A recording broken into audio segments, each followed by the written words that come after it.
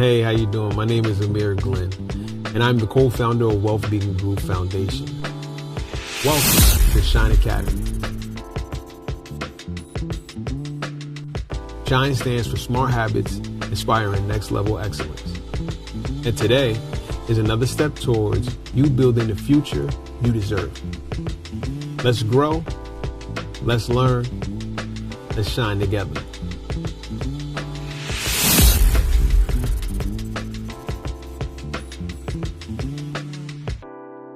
Hello, good evening. Hi, how are you? So I see that we have some people online and we have some people in the audience. Once again, my name is Christina Outlaw. I am the Community Development Specialist from Connects Credit Union. And I wanted to just recap last week. So last week we talked about the relationship we have with money and setting financial goals. Tonight we're going to talk about the next step, understanding where your money is going and how to actually control it. So here's the point. We put together a budget, right? And then we just think it's magically going to happen, right? And we're still doing the same kind of spending habits. So we're going to roll through some of those things. So last week we specifically discussed, or we started the journey, and last week's workshop we talked about our money mindset, our financial goals, and setting SMART goals. So let me ask you this. The homework was SMART goals, one goal that you can that you want to achieve in the next 6 months. Did you set a SMART goal? Yes, I did. Okay, and which one is it? If you don't mind sharing. It's okay. Money mindset, what I want to achieve in the next 6 months. Yes. And so I would like to have $4,000 in the next 6 months. Okay, that's a solid goal, and may I say, very achievable. Yes, yes, I believe it is. Michael, what about you? Establishing an emergency fund. I didn't think about a specific number. Okay, but at least establishing it. Yep, and getting it automated. Perfect. So these are like really solid goals, and these are totally reachable within the next 6 months. So I want to be real for a second. All right. How do you actually budget right now? Are you constantly borrowing between accounts for payday, for bills? Is that one of the ways that we're budgeting? I was doing that quite a bit, to be honest. Mm-hmm. That's how I ended up here. Sunset Ron. Can't be doing that. But, because you know what? That's what you just used to doing in life. You Yeah. just do it because that's what you saw and you just do it. Because you also got to just make it happen. Right, but I'm getting better at it. I now have an account that I use for daily out doing things, and then I leave my emergency fund alone. I got that going, and I leave my checking account alone and try to just use the other card for that. Okay. Well, that's a solid start. I'm so happy to hear that. So here's the thing. What happens with this, so this is a couple of different things. These are some trigger factors, some things that I would love for everyone to be aware of. So if you're transferring money between accounts, if you ever feel surprised when something is drafted automatically, those surprise moments where you thought you had this amount of money, but something drafted and you're like, where did it? And you feel that confusion. Okay, that's a trigger that we need to clean up the budget. Something's gone awry. And then here's the thing. Budget feels like restriction to most people. Would people say that that's true? Our online crowd say that that's true? Yes or no? That budgeting sounds like it should be restrictive. Yes? That sounds like it, right? But what if I said, okay, has anybody ever heard the phrase, let go and let God? Okay, meaning you can't worry about what you can't control, but you can worry about what you can control, right? Budgeting is being aware. It's not necessarily a restriction. What we're doing is we're spending intentionally and we're moving towards a goal. So that's kind of where we shift the money mindset. Instead of thinking, oh no, budgeting is going to get us keep us from spending on the things that we want or going out to dinner. It's not about that. It's really about preparing yourself for the thing that you say you want. So if we're working towards this amount of money to save towards, that's truly the goal. So now it's not about, oh, I didn't have that Starbucks coffee. It's, I'm working towards this goal and I'm actually making headway, right? So that is where I want you all to kind of shift. Budget is not restricting. It's actually affording you the path to get to where you want to go. So we talked about values a lot last time. So most people think budgeting is about cutting spending, but budgeting is really about aligning your money with your priorities. So spending with that aligns with your values. So examples of financial values: stability. And this is a funky word because it feels very vague. Stability can mean different things to different people. Family support, if you're supporting other people. Freedom. Freedom, like stability, is a very broad word. Freedom could mean I'm taking vacation like 2 or 3 times a year. Yes. What would be the difference between stability and security in a financial context? Because they're kind of used interchangeably. Yes, stability and security. Okay, so I would say, in my opinion, just based off of some of the stuff that I've read, stability, I would say, is all my bills are paid. I'm not worrying about it. Things are handled. Things are probably automated. What I'm making covers the way I'm living. In the immediate future. In the immediate future. Whereas security, I feel, is forward thinking. I'm securing my future. I'm securing my retirement. I'm building legacy. I feel like those are the differences. Stability feels like right now, like everything I'm doing right now aligns with what I need right now. Security is building towards the next step. Does that clear that? Okay. Home ownership, which is a huge one for a lot of people. Believe it or not, I know the market ain't delicious. I know it's not cute, right? But everything can't be cute, can't be very demure, can't be all of those things. But home ownership is definitely a path to one of those things that we talked about, legacy, right? So trust me, the market changes all the time. You just got to know when to strike, right? So this is still possible. Education, this is a big one for people. And a lot of people get stuck here because they see education and they think that means debt automatically, right?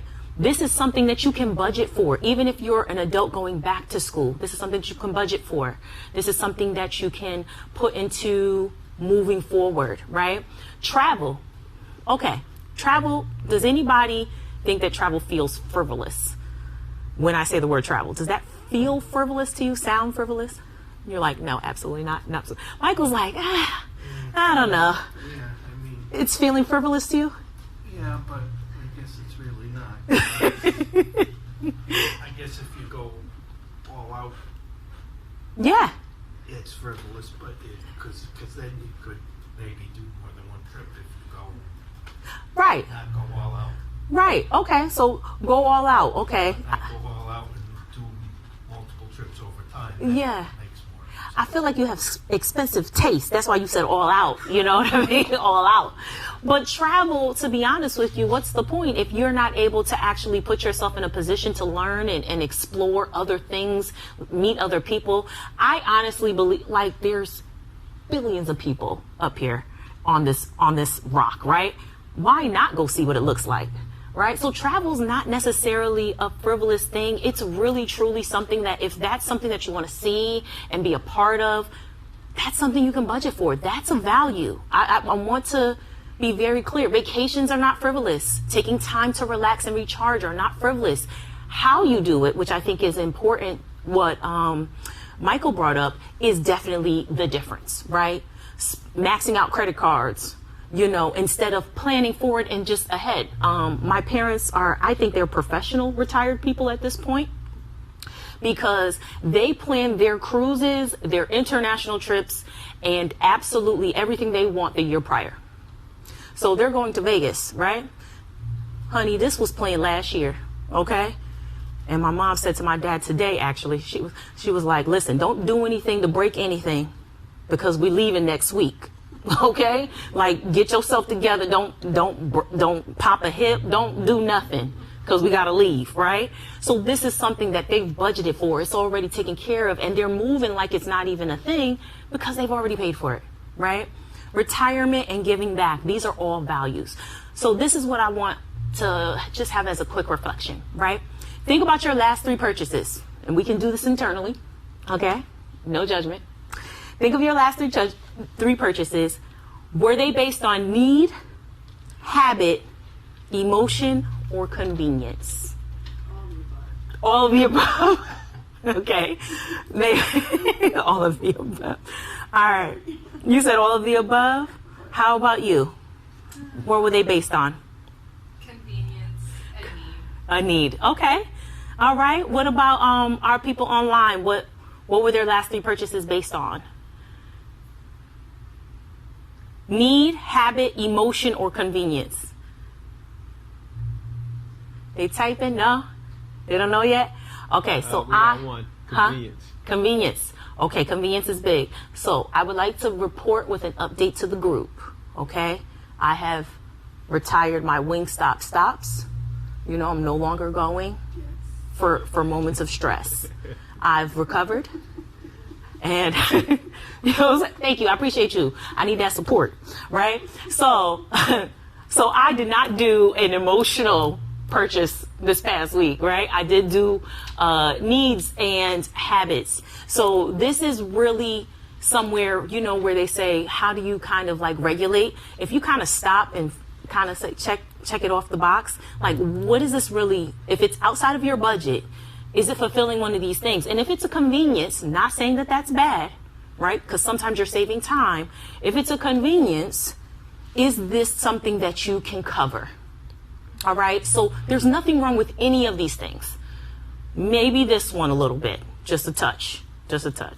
But there's nothing wrong with any of these things as long as you can actually fit it back into your budget. All right. So let's talk about it. We're about to dig into it today. So this is the wealth pyramid. So there's a couple of things here that I really want to go over. Debt management factors into your credit report, and cash flow is money used for day-to-day use. All right, so cash flow is those taps and swipes, right? Savings need to be a part of your financial priorities, include emergency funds, short-term and retirement goals, and I should say long-term goals as well on that one. So not just retirement, but long-term goals, because a long-term goal could be a down payment for a house, right? Sometimes that's $20,000. That might take you a couple of years. That might, to some people that feels long, to some people that might be a short-term goal. Retirement goals is definitely in the long-term section because we're talking about building towards 30, 35 years in advance. Unless you're trying to retire early.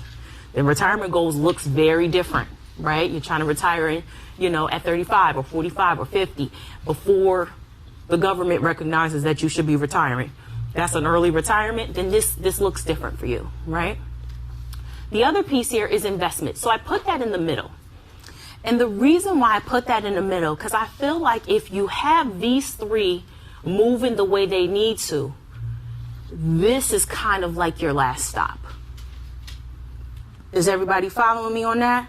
So like if you're managing your cash flow and you're managing your debt management and then you're saving into your savings, you can actually then start to invest. Now, I'm not saying that this is a one-size-fit-all situation where you have to do these 3 things before you invest. If you wanted, you can take $5 right now every week and start investing in stocks if you wanted to, right? There's nothing wrong with that.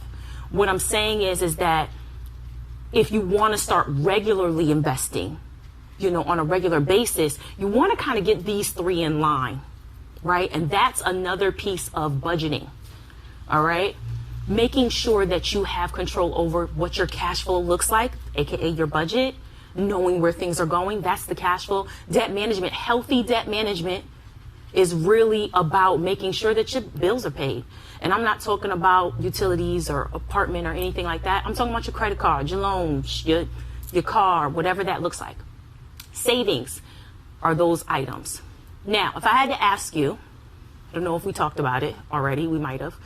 If I had to ask you, which one of these items do you feel is the biggest piece of building wealth? Which one of those would you say is probably more important than the others? Savings, cash flow, investments, or debt management? That's to the people online as well. Cash flow? Okay. We got debt management. Debt management online? Somebody said investments. You're going with debt management. Somebody else said investments. Which one? You're saying debt management? Anybody else? Let's put them all together. Yeah. Put them all together. Well, they all work for good. Okay, they all work for good. All right. You gotta, like you did, you gotta have some cash in order to do the rest of everything else. That's true. Okay, I like your argument for cash flow. I'm feeling you. All right, I'm with you. Okay. So here's the thing with this. Debt management is actually the one that actually can leverage you into a wealthy position. Now, wealthy is different for different people. Thousandaires ain't a bad place to be, okay? You ain't gotta be a millionaire to live good now, okay? But we just, I'm sorry, what's your name, miss? Gladys brought up an excellent question earlier, the difference between stability and security, right? Putting yourself in a position to have security, right? Securing funds for the future so that you don't have to worry. That could be somebody's feeling of wealthy. Like, I'm good. Like, I don't have to worry about my bills. I don't have to, like, if I need to throw the kids a couple of $100, like, it's not going to hurt me. You know what I mean? The reason why I said debt management is because this is actually the primary way that people actually invest sometimes. Okay? Let me explain. So, did I do this example already with the house, with the apartment building? I did, with Jose. You all were here last week, right? Man, I run this workshop so many different ways now. We're having to catch up with myself. Okay, so y'all remember, right? So, he did not touch his money. He used OPM in order to create profit that then he could actually split into these other three categories, right? Versus doing savings. Savings, you can maybe bring it here and bring it here. Cash flow, after a while, you might be able to get it to debt management, or you might be able to get to investments, or you might be able to get to savings. But this is the only place where you can actually make a profit and then spin it to the other three triangles. You see what I'm saying? Everybody following me? All right. So that's why I feel like debt management is truly the leverage that you can have. And credit cards, that's something that you can use as a way to extend your budget. But you can take a personal loan, a business loan, any other kind of situation and flip it, right? That's somebody else's money that you have now utilized and created more profit for yourself. Any questions on that? I gave that specific example last week. So let's talk about budgeting. All right. So budgeting methods. We talked about this briefly, but we're going to get right into it. So 50-30-20 rule is the most common rule. Why is this the most common? That I actually don't have an answer for, but it is, right? And 50% is your needs. So this is all your needs: rent, groceries, utilities, clothes, all of those kinds of things. 30% is your wants: entertainment, dining out, okay? As I'd like to put it, fun money, all right? Savings, investments, emergency fund, your long-term and short-term goals. And it feels like it's not a lot, but the savings is a long-term gain, all right? Here's my difference with this. This is for somebody who's comfortable with their budget, all right? Once again, I'm going to repeat that for a second. That's for somebody who's comfortable with their budget. Because what can happen really quickly is you could start slipping and sliding in the 30% situation and start fooling around and messing up this 20%. Okay? So, anybody heard that phrase, pay yourself first? Okay. They're not talking about the 30%. They're talking about the 20%. Pay yourself first is moving this money to the appropriate and designated savings account. Okay? Not the 30%. Pay yourself first. When you get paid, you automatically go save. Put that money away that's not supposed to be touched. Okay?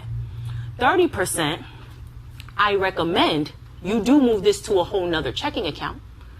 Or like I used, my grandfather used to say, always put $50 in your pocket. Always have $50 cash. And he's super old school. Okay? Nobody doing cash right now. All right? It's tap and swipe. So what's happening is I take that 30%, I move it over to a different checking account. Or what I've recently done, when I first started doing it, I was actually moving it over to a Cash App, my Cash App.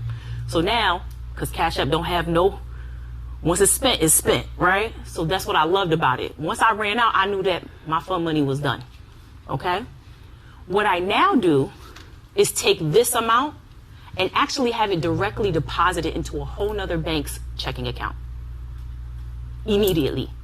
That's my money to do nonsense with, okay? And then the 20% goes somewhere completely different. Everybody feel me on that? Now, let's talk about zero-based budgeting. Zero-based budgeting is for my starters.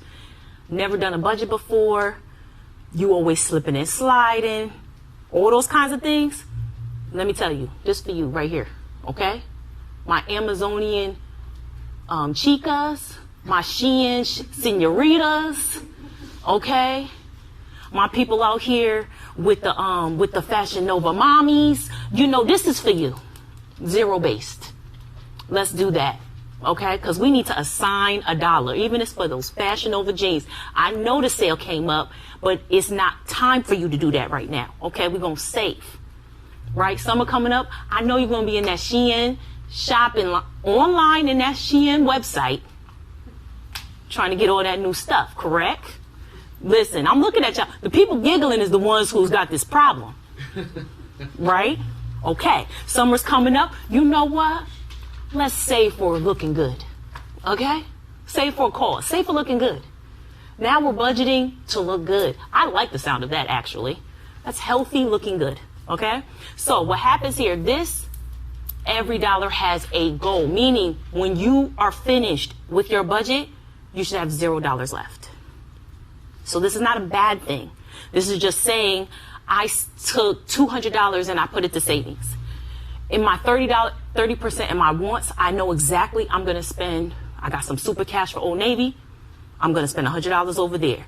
I'm going to spend $100 on this. All of my needs are written out. I've got all of my credit card payments budgeted into needs. Okay? So now when I'm done with everything, $0, meaning I've used all the money, even if it's sitting in an account. I've assigned it somewhere. Does that make sense? Okay. The envelope system. This is similar to the Cash App idea. If you got stuff that needs to be paid, or if you're just somebody who physically wants to see money in an envelope, not sure that's something that we should be doing still, but if you're somebody who wants to do that, what's the envelope, or like your fund money? If you want your fund money to be in cash, put it in the envelope. Once the envelope's empty, so is the fund. Okay? It's over.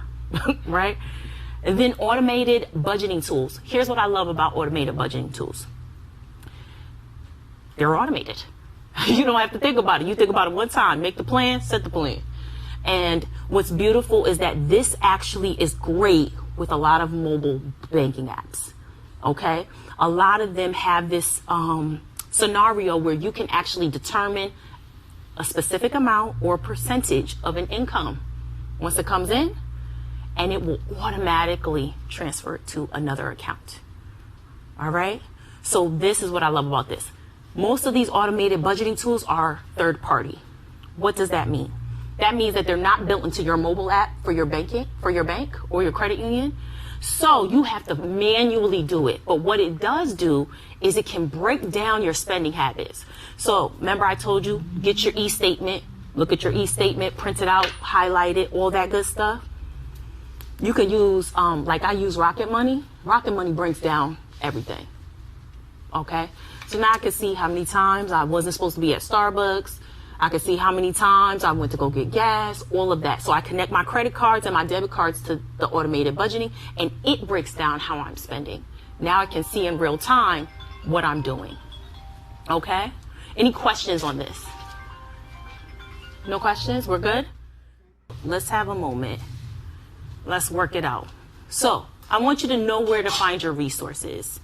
So I'm actually going to stop sharing this particular screen after I explain it, and we're going to do a live budgeting thing. So if you have a paper and a pen, please bring it out, because I want you to actually determine how, or see in real time how you actually spend money. So know where to find your resources. Here are two really great resources. CFPB, which we are going to talk about in greater detail next week, because next week is the credit, understanding credit. Okay? Understanding credit is next week. So CFPB, that is the Consumer Financial Protection Bureau, .gov, okay? .gov means it's an official government website. And consumer.gov, which is the one I'm going to bring up tonight, all right? Consumer.gov is really, really dope website. And, you know, the government, they just recently redid this website. What this does, breaks down budget, breaks down really basic way to kind of pay down debts, all that kind of stuff. So I'm going to actually bring this up now, and we're going to share it and see how everybody works through a budget. So I'm going to stop this one.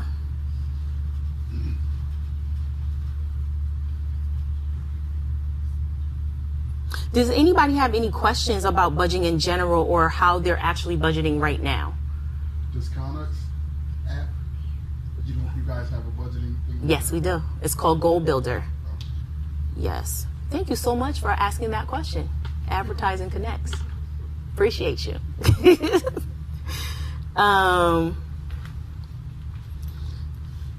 So we do. It's actually built into the app. Okay, so at the bottom it will say Goal Builder. You press that and you can actually set a goal, determine which account you want the money to move to, all the stuff. It's very cool. I actually use it.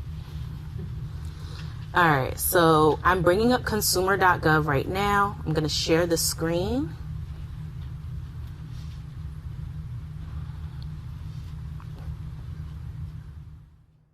Okay, so this is actually the consumer.gov website. And as soon as you get here, it says Federal Trade Commission. Sorry, let me just move that back. All right, what we're going to do is we're actually going to scroll down. We're going to hit, so as you can see, they have learn about your money, credit, debt, college and career schools, cars, scams, and identity theft. And they've actually recently updated this, so it's simplified, it's to the point, it's very accessible. So what we're going to do is we're going to go to your money. And we talked about making a budget, and they also have your paycheck explained, which is so cool. But we're going to go to budget worksheet. They have this here, and I'll have some for you at the end as well, at the end of our series. But what I love about this one is that you can actually fill it out yourself. So you can bring it here, and we can say March. We can say the year, and this is me filling it out right online, which is what I love about this. And then I don't know if you see this part right here, you can actually save. So when you're done, you can actually download the file, or you can save it. All right, so this is what we're going to do. So as a group, we're going to actually live budget. So before I go through this, I want you to take $3,000. All right, $3,000 for the month is what you just got paid. Okay, your paycheck just came in, you got $3,000.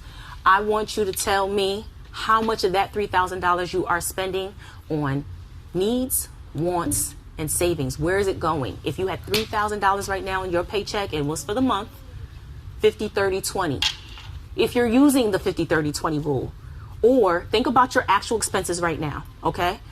Are you going to use the 50, 30, 20 rule and split it up? 50%, $1,500 is for the needs. Does that even cover everything?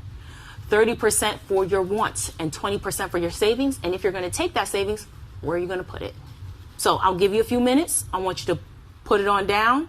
$3,000 you just got paid. Go ahead. Are you doing 50, 30, 20? Are you doing zero-based budgeting?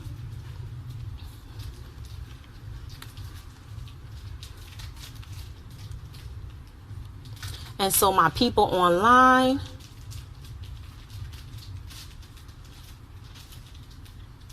okay, I understand. I see that that comment, J.A. Thank you for sharing. All right.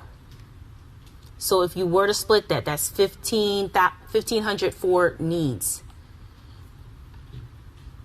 30% for wants, and 20% for savings.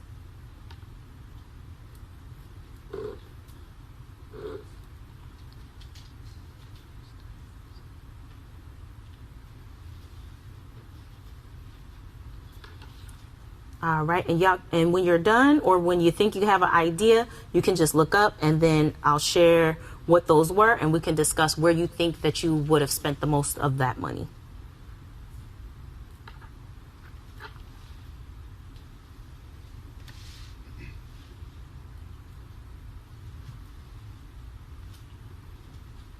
Okay.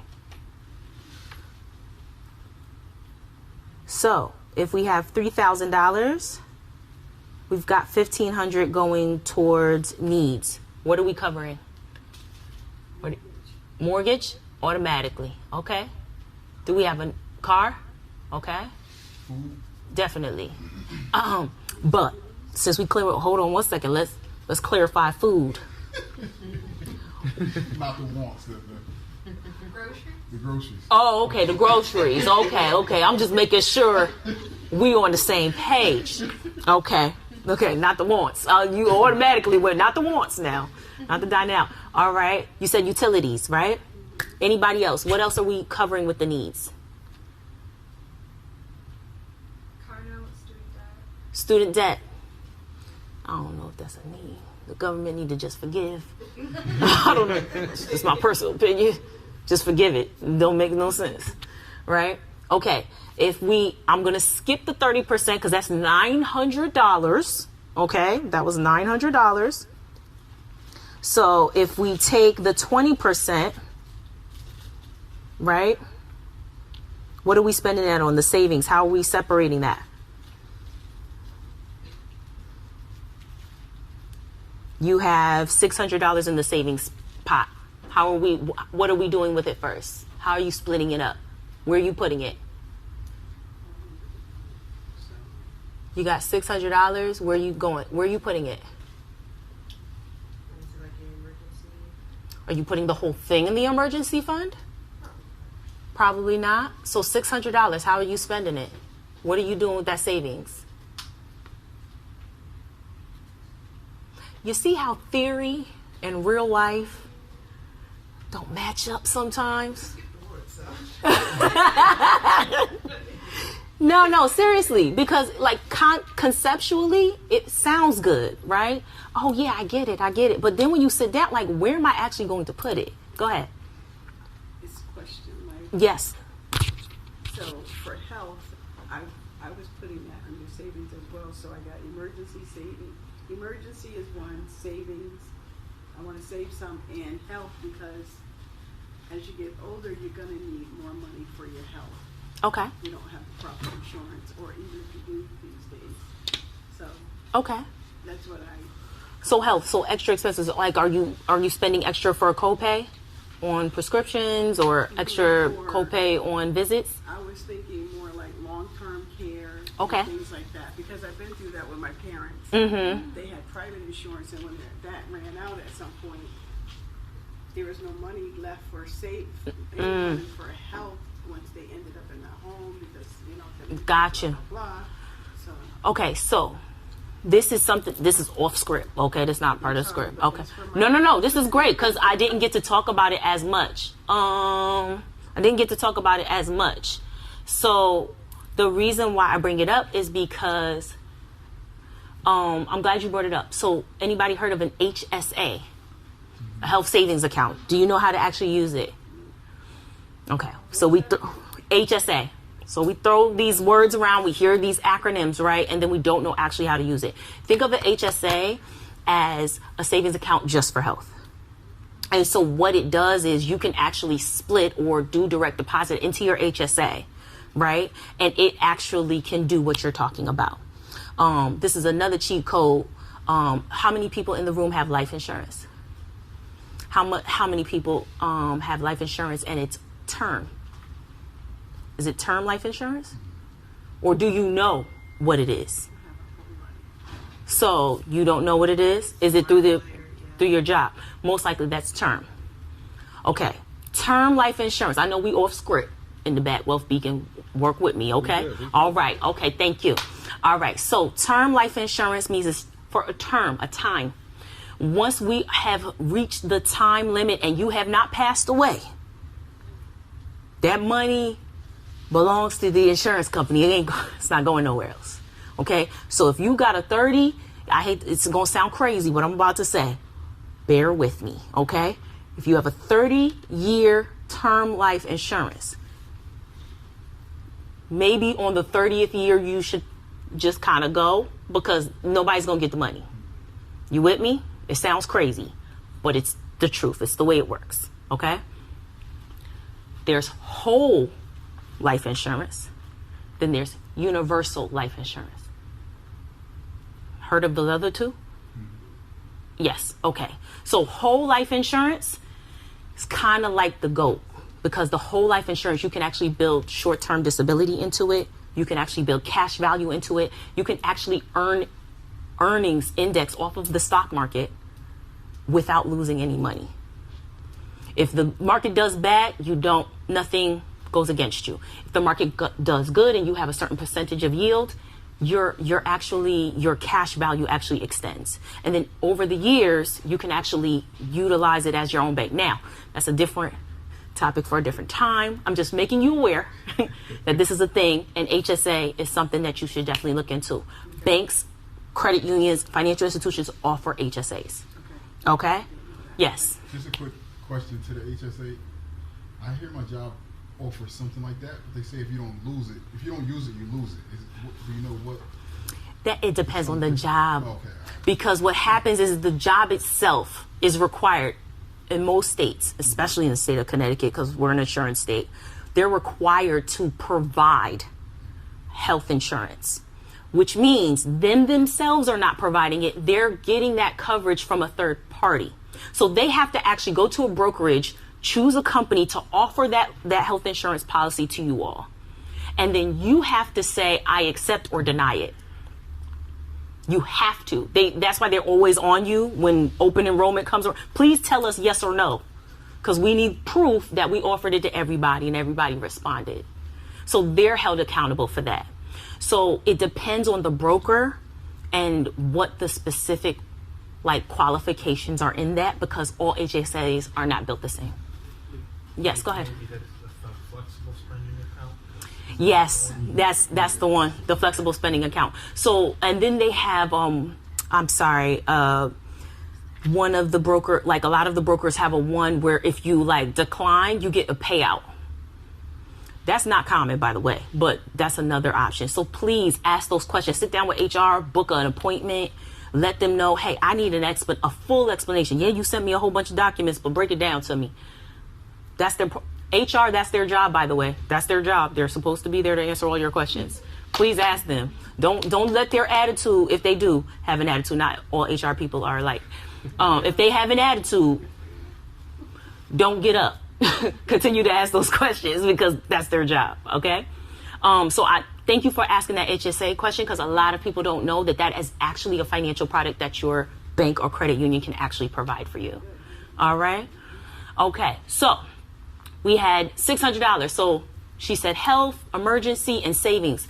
But did you give that other piece an actual goal? What was that savings piece? Just for you to look at the money? What's going on? What are we using it for? Because I'm just going to have some money. Yeah, she just want to look at it. Okay.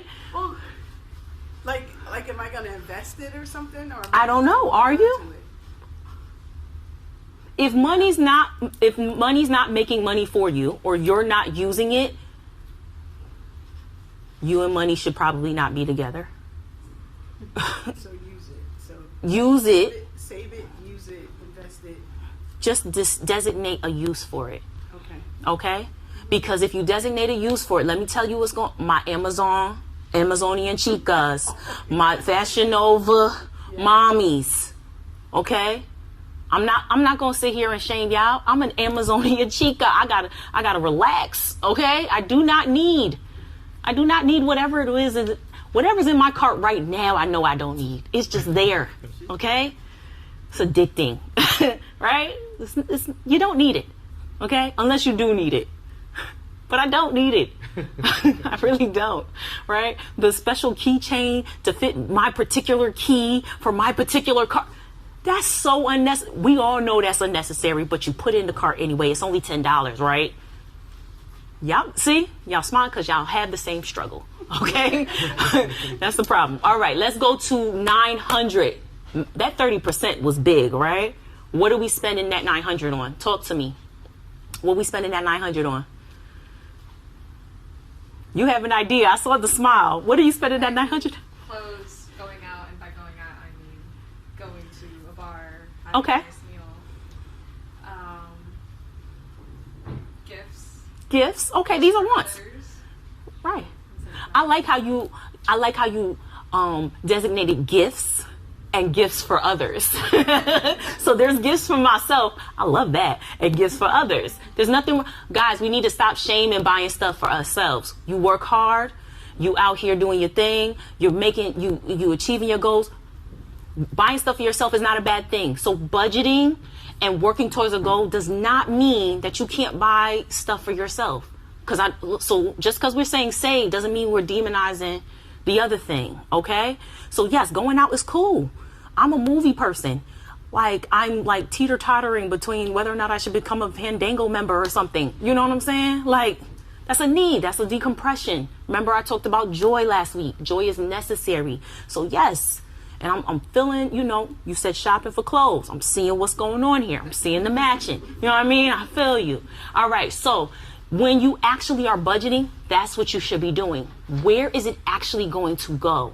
Because just saying, oh, I've got $1,500 or that 900, when I got to the 600, you're like, oh, I'm gonna just put it in a bank and do what with it, right? So you really have to think about what you are doing with it. What's nice about this, let me just go ahead and, is that you can put in and say, I got a side job here. And I got another $1,500. Then I can say, this is not real, guys. That y'all know that number is not real. You know that's not a real number. Not to do it, right? We'll say we put this. Okay, I'm just throwing something in there. Food. Well, I don't know. Eggs done went up. We're gonna do this. Okay, we're gonna do that. Okay, here's my point. When you get down to the bottom, this is what's going to happen. It's going to automatically tabulate these things together. They're going to calculate these things together. And then you're going to equal. Now here, I'm in the black, right? Check this out. If I went like this, that's excessive.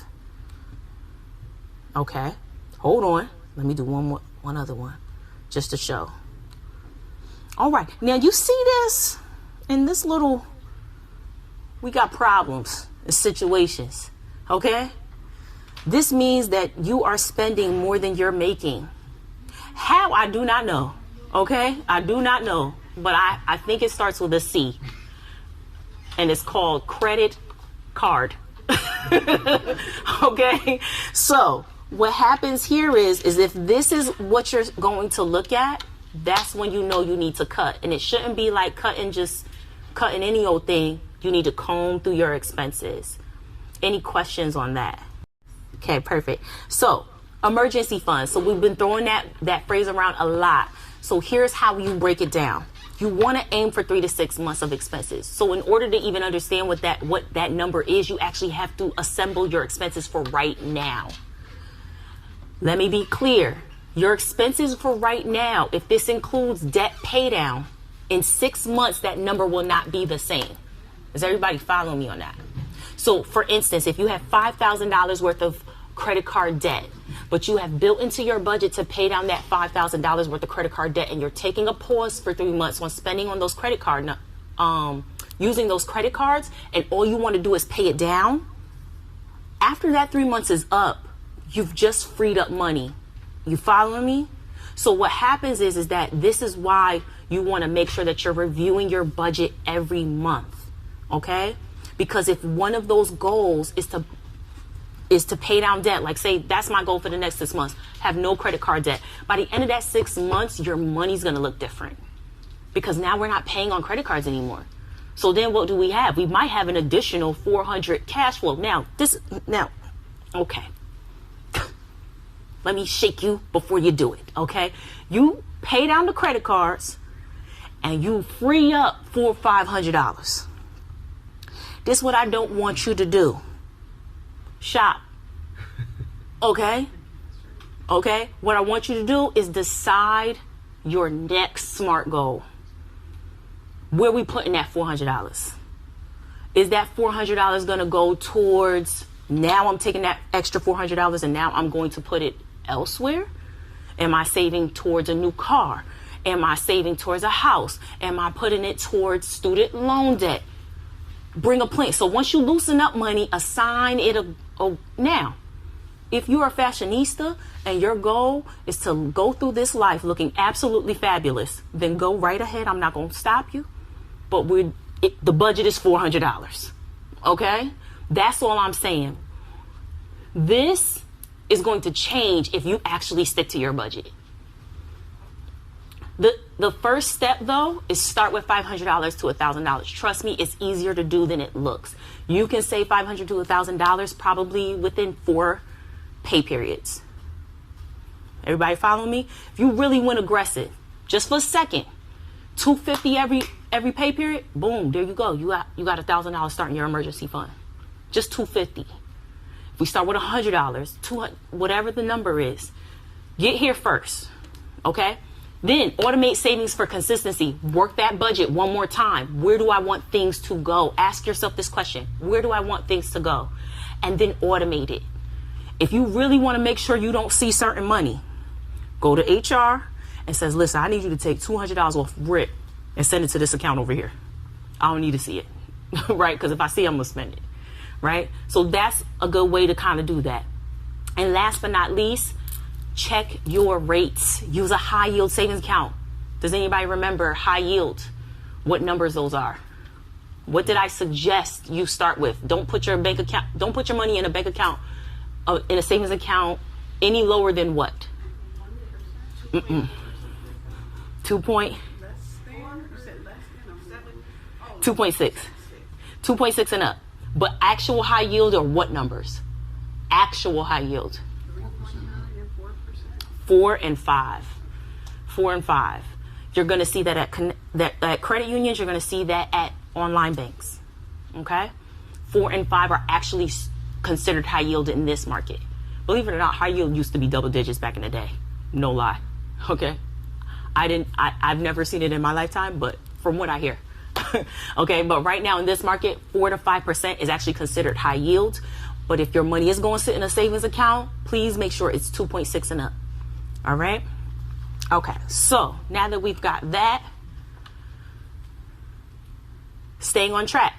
So here's a couple of different things. Pay yourself first. Set up automatic transfers of savings. Paying yourself first means save first. Not wants first, save first, okay? Cut unnecessary expenses. Identify and reduce non-essential spending. And then utilize employer contributions. So, take advantage of how many people have 401ks with their employer. How many of your employers match it though? Now, do they match it completely? No. That's very hard to find, by the way. It's very hard to find them to match it completely. What you want to do is you want to sit down with HR. You want to see what that breakdown of your paycheck is and understand what it might look like to max out. Ask them, what would max out look like? You know, how much could I contribute? And then be very mindful of your own spending. Maybe you want to go down a little bit and take it and put it into a high yield savings account for yourself, a Roth IRA. Maybe the 401k is not the best way for you to save for your future. Maybe you want to go, you know what, let's only do 2%. I'm going to take the 4% I get and the 6% I could do, I'm going to take the 4% and put it into my own account and my own institution in a Roth IRA. Because that's going to be tax-free when you go to withdraw. You see what I'm saying? So you want to weigh your options. It says specifically, connects credit union savings products, explore high-yield savings and CDs. Smart money habits. Here's my thing. Remember, do not set it and forget it. This is not something that is just like a rigid thing. Once you set the plan, then it all works. No, you got to work the plan. Set the plan, work the plan. It does not work by itself. You have to work the plan. So with this, I want you to really look through your expenses. I want you to understand exactly how much you are spending, and then really determine what are needs and wants. I'll give it to you one more time. Subscription people who are addicted to subscriptions. You don't have to raise your hands. I know who you are. Okay. You don't need so many visual outlets. Okay. To be honest with you, Disney's going to own everybody anyway. Just go with Disney. Okay. You do not need all of them. All right. You don't need HBO Max. I'm sure HBO at some point is going to be bought by Disney. Like, they're just going to own everybody. All right. Cable. Hope there's no Xfinity Frontier employees in the room. But to be honest with you, Disney, because they own Hulu, and you'll just see it the day after. You don't need to go to work and be able to talk about the show immediately. So you know what? Could you wait a day? I'll see you tomorrow and we can discuss it. Disney, that's the solution to my subscription addicts, okay? All right, beautiful. Use cash for discretionary expenses. Here's my thing about that. This particular piece here, use cash for discretionary expenses, that's part of the want section. Okay, so if you needed to have cash in your pocket, take it from your 30%. All right, and then set a budget review date. I strongly suggest reviewing your budget on a monthly basis, right? I review it more often because I can't be trusted. So I need to keep my own self on track. So I have weekly dates and I'll be like, having a whole crash. Like, girl, what would you take? That was, we need to stop going there because that's not going to work. Right. So this is kind of what you need to do. Create a relationship with your money by having those monthly check-ins with yourself. Is there a question in the chat? Open a Connex account. I'm sorry? It says open a Connex account. Well, just stick with me because at the end of this series, you can do that, and we will be supporting everybody who is interested in opening a Connex account at the end of this series. That will be our final week of the series, April 8th. All right, so here are your items, your next steps. So last week, your homework was to identify a SMART goal. Your goals for this week are apply budgeting methods. So figure out which one you want to really work with and do. Open a savings account if you don't already. And if you already have a savings account, my question to you is, are you asking your bank how much they're paying you? And it's okay if you say it just like, how much you paying me on the savings account? And just give them a look like, I know what y'all doing with my money. How much are you paying me to use it? You know what I'm saying? So, or you can say, how much is the interest rate on this savings account if you want to be nice and polite, Once I find out something that feels sketchy, I walk right on up, be asking questions. All right. So please know your percentages. Track spending for next 30 days. When I say track, I do not mean be anal about it. I mean, this is your first month of tracking your expenses. Spend as you usually spend so you can see what your trends are. Okay. Set financial goals for the next 6 months. That was last week's goal or homework. And then not next month, that's just say next week. Debt management and credit building. So please, if you're going to come next week, come ready, honey, because I'm going to have the letters. I'm going to have all the stuff, how we going to wipe debt, how we going to dispute things. I'm going to have the breakdown of what that process looks like. That's really an exciting thing because when you see how you can actually control your credit reputation through paying things down and or getting things removed, you'll see a very big difference. But you have to identify what is important for you. Okay? Any questions?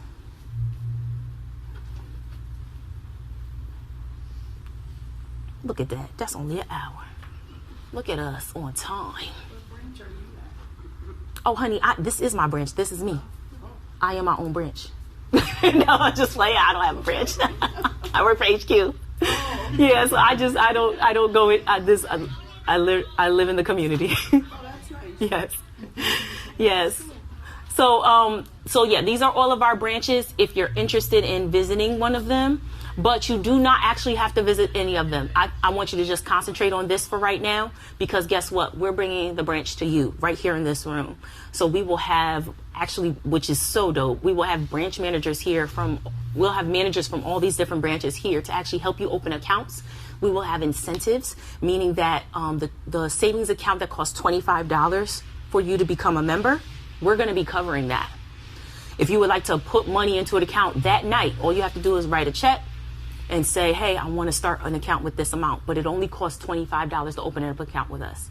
All right. So we will have branch managers here to help you open an account. We'll have branch managers here to work through a budget with you if you have questions. So if you've gone through all the steps of the weeks that we're doing this and you have additional questions, they'll be here to help you with that. Actually, that's part of one of the benefits of being a member of Connects. We actually do all that stuff that's included with membership. That's not an extra cost.